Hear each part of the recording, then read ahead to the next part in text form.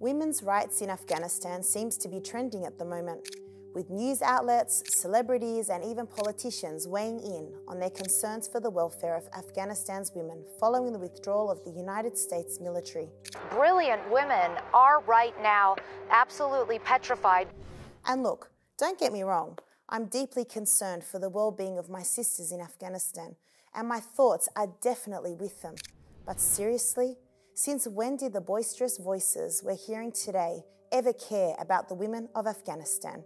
I mean, did the US military really care about the women of Afghanistan when it was sending down carpet bombs indiscriminately killing them?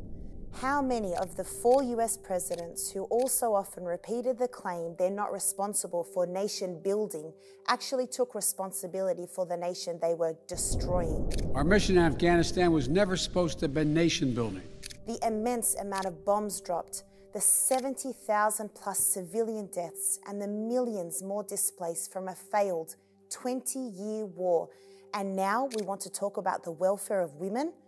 I'm very sorry, but most of the people talking today who were silent for the past 20 years while Afghan women were brutalized really have no moral ground to be speaking today.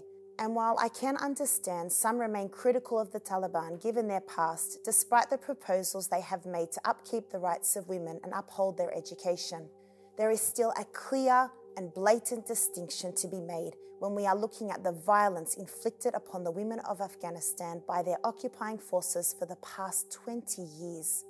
With over $2.2 trillion spent on a failed war, perhaps the US should have spent some of that money on actually cleaning up the trail of destruction they've left behind.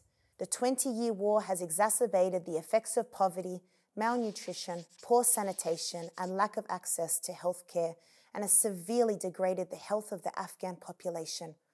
All this while mainstream media fixates on the looming dress code of Afghan women. There has been a consistent narrative from the West, particularly these United States since 9/11, to suggest that the reason we're invading countries, the reason we're plundering, the reason we're bombing, the reason we're exploiting is to save the women. Look at what they have to wear on their heads. They have no agency. They have no freedom. I mean, how dare male authorities dictate to women what they must wear, how they should dress to work, and what dress code allows girls to get a basic education?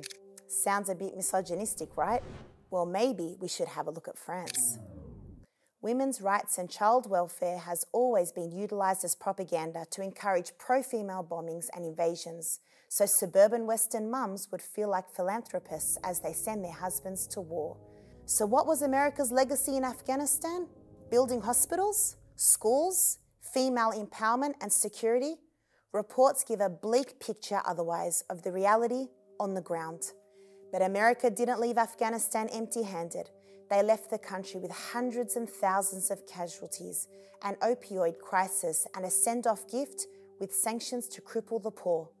Was the world concerned about Afghan women when the US occupation contributed to an increase in poppy production, the plant from which heroin is made? Authentic data disclose a tragic high level of opium in Afghan babies, creating a cycle of drug addiction. Was the world really concerned about Afghan women when their occupation inflicted invisible wounds like PTSD? According to the Afghan Ministry of Public Health, 2/3 of Afghans suffer from mental health problems. Was the world concerned about Afghan women when the occupation routinely bombed innocent civilians in weddings, graduations, and hospitals?